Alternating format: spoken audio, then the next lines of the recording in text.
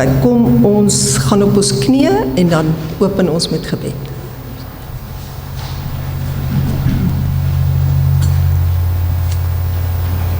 Ons aanbid die Skepper van die hemel en die aarde. Dankie dat U in 6 dae U krag getoon het, U mag getoon het, deur te skep met woorde en op die 7de dag gerus het om U karakter te toon. Dat U niemand dwing nie. Dat U vir elke mens vryheid van keuse gee. Ons kies vanmôre om U te aanbid. Ons kies om laag te buig.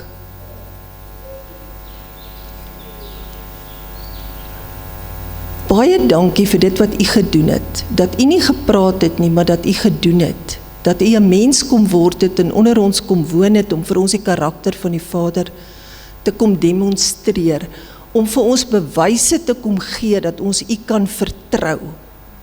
Baie dankie daarvoor. Ons bid vir vergifnis, vir al ons vrese, al ons selfsug, ons vra dat U dit sal verander in liefde en vertroue. Ons bid vir reiniging, reinig ons asseblief. Was ons, dat ons witter as sneeu kan wees. Geef vir ons U karakter.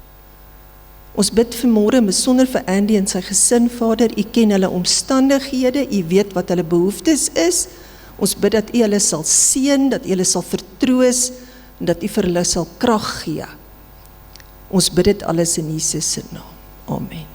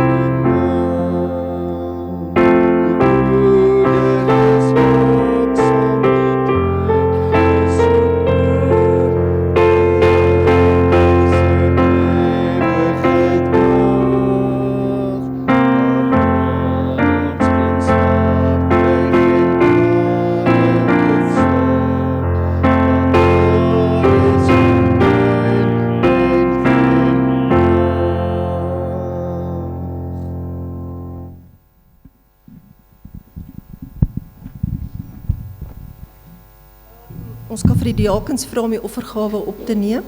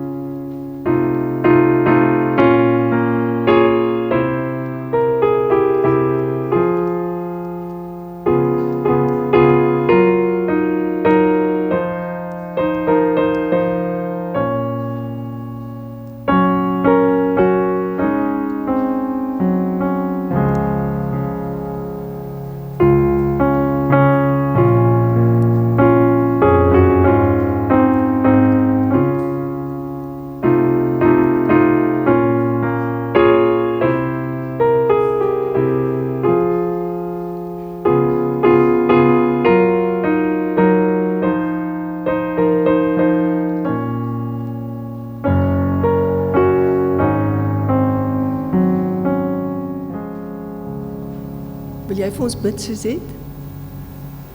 Wil jy vir ons bid? Mariska, ekskuus, wie Suzette? O, daar Suzette, met wie ek gepraat het in die week. Ekskuus, ek het gedog is jy. Dankie Mariska. Dankie Vader, dat ons vandag in mekaar kan kom. Dankie dat ons 'n bietjie kan gee, Vader, sodat diese woord kan versprei. Seën asseblief die tafels wat ons vandag ontvang het, Vader, sodat U spoedig Dankie Mariska. Goed, ons tema vanoggend is die ewige evangelie. Ons vergeet baie keer dat voor die 3 engele boodskap is daar 'n ander engel wat sê ons moet die ewige evangelie verkondig. Is Openbaring 14 vers 6. Ek het 'n ander engel in die middel van die lug sien vlieg met die ewige evangelie om te verkondig aan die bewoners van die aarde, aan alle nasies, stamme, tale en volke. Wie van julle kan vir my sê, wat is die ewige evangelie?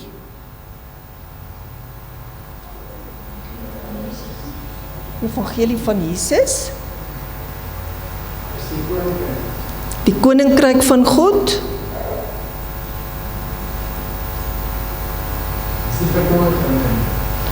Die verkondiging van die koninkryk van God.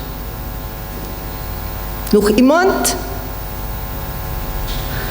Ek wil net begin deur 'n paar aanhalings aantal. Een is uit Desire of Ages, wat dit baie mooi beskryf. By die kruis van Golgotha het liefde en selfsug lynreg teenoor mekaar gestaan. Hier is die hoogtepunt van die openbaring van God. So waar sien ons die openbaring van God? By die kruis. Christus het net gelewe om te troos en te seën en deur hom om die lewe te bring. Deur hom om die lewe te bring, het Satan die kwaadwilligheid van sy haat heens God geopenbaar. So wie het vir Jesus aan die kruis doodgemaak? Satan, nie God nie. En ons sonde. Hy het duidelik bewys dat die ware doel van sy rebellie was om God te onttroon en hom te vernietig deur wie God sy liefde geopenbaar het. En dan is hier 'n aanhaling uit Ministry of Healing. Alle siekte, alle pyn, alle lyding, alle dood is die werk van die vyandige mag van Satan. Die Satan is die groot bederwer en God is die hersteller. So wie het die dood ingebring? Satan, nie God nie. God is nie die bron van dood nie. God is die bron van lewe.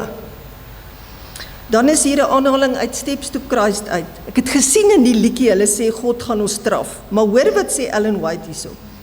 Satan stel die Skepper voor as iemand wat gedurig op die loer is om die foute van die mens raak te sien.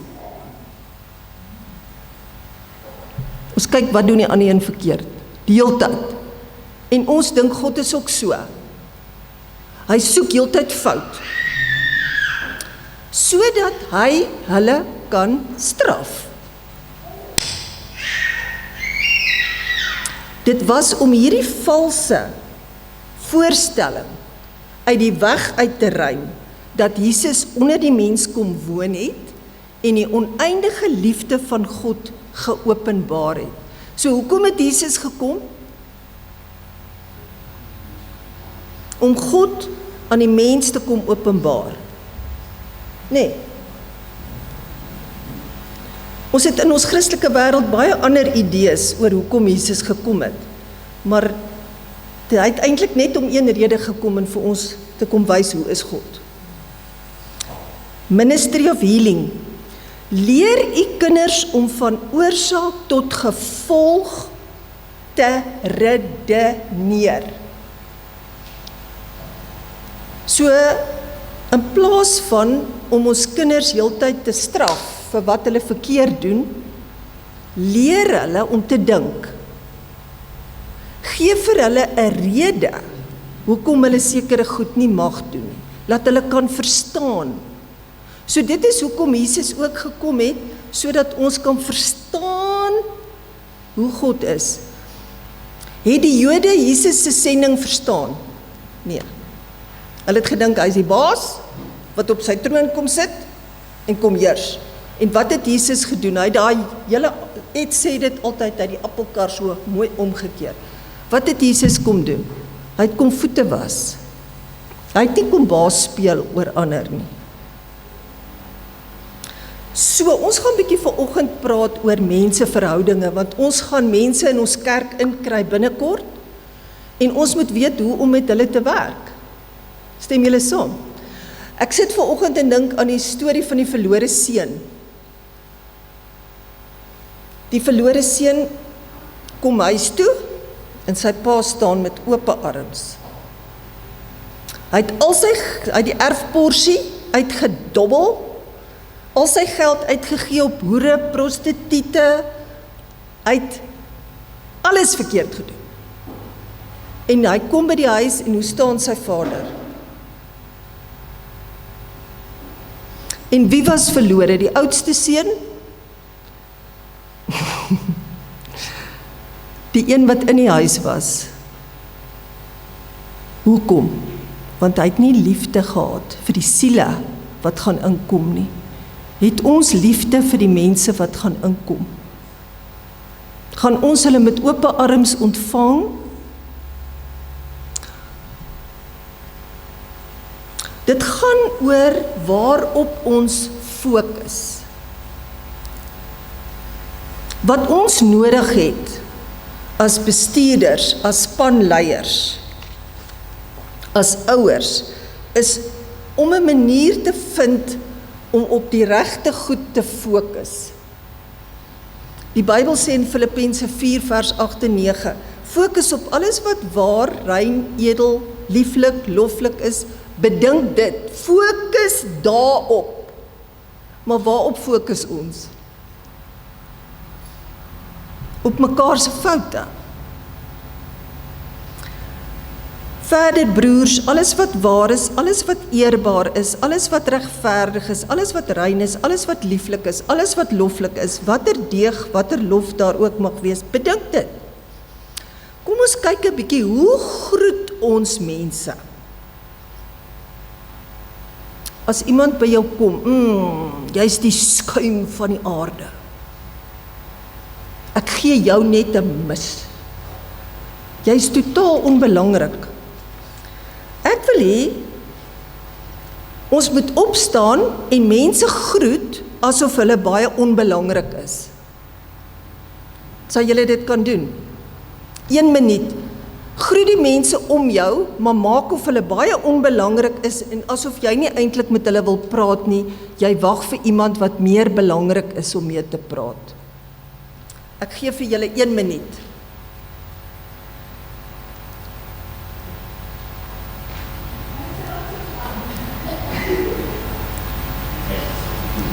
Daai mens is onbelangrik, hoor. Jy wil eintlik hom nie groet nie, jy sien hom eintlik nie raak nie.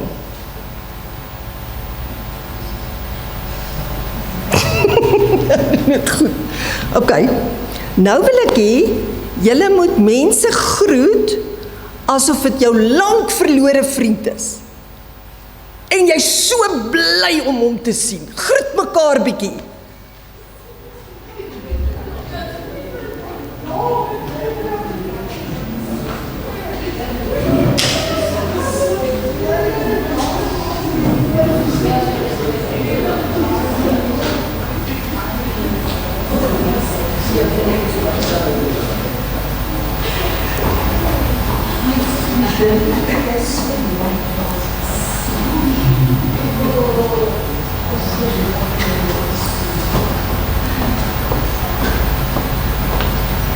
Hoekom het ek julle gevra om dit te doen?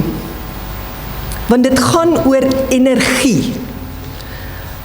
Ek is oortuig dat om mense te motiveer, ons wil 'n wêreldklas kerk word of 'n beweging skep, maar ons moet weet om ons energie te bestuur. Stem julle saam? As mense hier inkom, moet hulle welkom voel, nee. Hulle moet nie voel, ek is melaats, ek pas nie in nie, my rok is te kort, nee. Hulle moet voel, hulle is welkom. Watter een van die 2 maniere het die meeste energie gegenereer? Die eerste manier of die tweede manier? Tweede manier. So al wat ek gedoen het, is ek het gevra om julle fokus te skuif. Die eerste het ons gefokus op die negatiewe. Hierdie een se rok is te kort. Daai een het tattoos. Hierdie een ruik nie lekker nie. Hierdie is slegte mense, hierdie is onbelangrike mense. Die tweede keer het ek vir julle 'n positiewe fokus gegee. Hierdie is die lang verlore vriend wat huis toe gekom het. Is ons bly vir die mense wat inkom in ons kerk? Ja of nee? Ons is behoort bly te wees. Het daardie verandering in fokus 'n verskil gemaak in die energie in die kerk? Ons doel is om soos Jesus te wees, stem julle saam? Wat se gedrag moet ons hê om soos Jesus te wees? Ons moet sag met mense werk. Ons moet nederig wees, ons moet ander sien as hoër as onsself. Stem julle saam? Jesus het gesê, kom leer by my, ek is sag, ek is nederig. En die gevolg gaan wees, as ons mekaar so hanteer, dan gaan ons outomaties Jesus se karakter uitleef. Stem julle saam? Nie preek nie, want die mense voel dit aan of hulle welkom is of nie. Stem julle saam?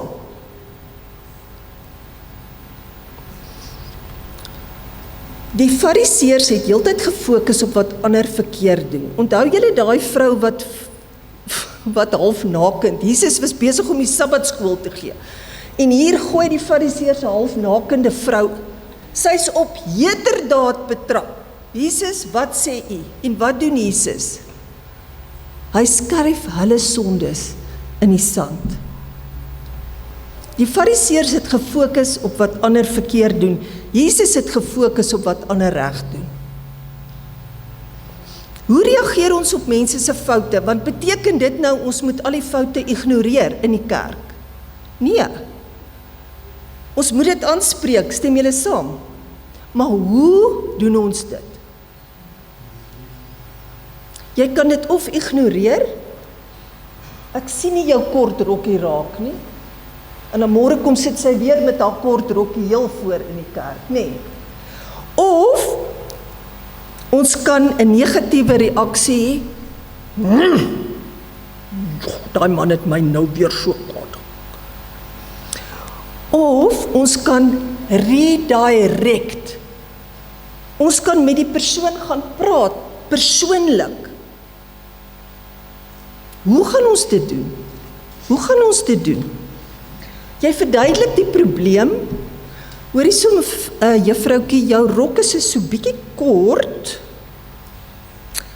En die gevolg is dat die mans nie konsentreer op die preek nie. Maar weet julle wat is my skuld? Ek het nooit vir jou gesê, ons trek nie sulke mini rokkies in die kerk. So dis my skuld. Ek vertrou, jy gaan volgende keer 'n bietjie 'n langer rokkie aan hê. Gaan daai een beter voel as mense dit so hanteer? Nee, as wat ons agteraf skinder. Het jy gesien? Gaan direk na daai een toe, spreek dadelik die probleem aan en vat die skuld. Sê, weet jy, ek het dit nooit mooi verduidelik nie. Prys enige vordering, as haar rokkie volgende keer net 'n bietjie langer is. Prys haar! Sê, joh, ek is so bly. Ek sien jou rok is nie meer so kort nie. Hy het so bietjie gesak. Prys vordering. Hoe leer hulle moordwalvisse om uit die water te spring, om oor 'n tou te spring? Hoe doen hulle dit? Dink julle hulle ry op die oseaan met 'n boot, gooi 'n tou uit, vat 'n mikrofoon en sê, kom walvisse, spring oor die tou. Dink julle dis hoe hulle leer? Dink julle dit gaan werk? Nee. Wanneer hulle begin om moordwalvisse op te lei, hulle weet hoe om te spring, maar hulle weet glad nie hoe om oor 'n tou te spring nie. So hulle begin en hulle sit die tou onder die water, net hoog genoeg van die onderkant af, dat die walvis onder die tou kan deurswem. En wanneer die walvis onder die tou deurswem, kry hulle geen aandag nie. Maar elke keer wat hy oor die tou swem, dan gee hulle aandag aan die walvis. Hulle gee vir hom kos. En die moordwalvisse is nie dom nie. Hulle het gou besef, maar hier is 'n verhouding tussen die tou en kos. So hulle het begin om al hoe meer bo oor die tou te swem. Want dan weet hulle kry kos. So wat het die afrigters nou gedoen? Hulle begin om die tou stadig, maar seker bietjie hoër te maak.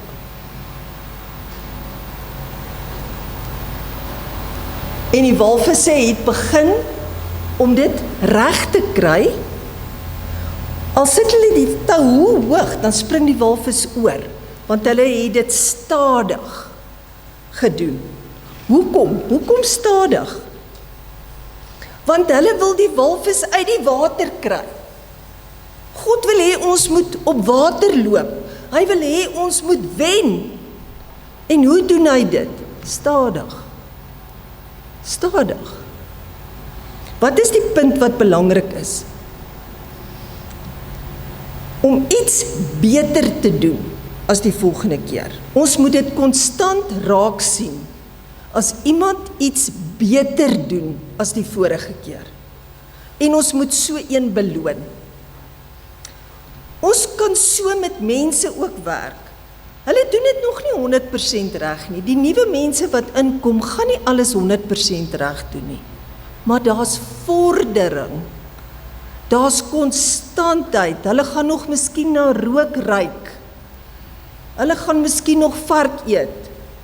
Maar dis oukei. Daar's vordering. Ons fokus op die vordering. Hoe het Jesus die skakel tussen hemel en aarde geword?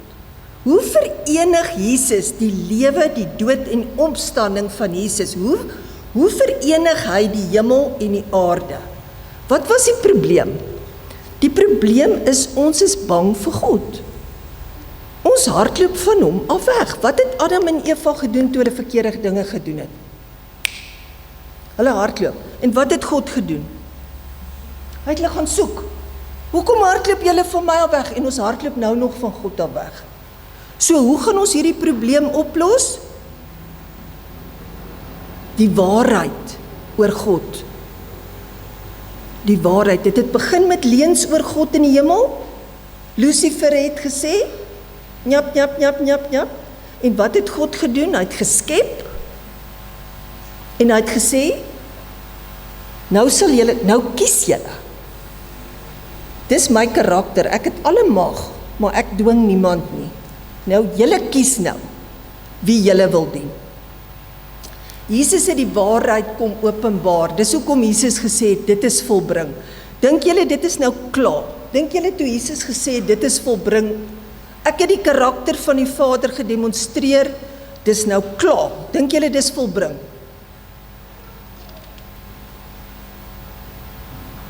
Wat dink julle? Dink julle daar's mense wat nog baie leuns oor God glo? Ja. En dis die ewige evangelie wat ons moet gaan regmaak in mense se breine. God is nie hierdie diktator wat fout soek, as jy oortree, straf hy jou, maak hy jou dood nie.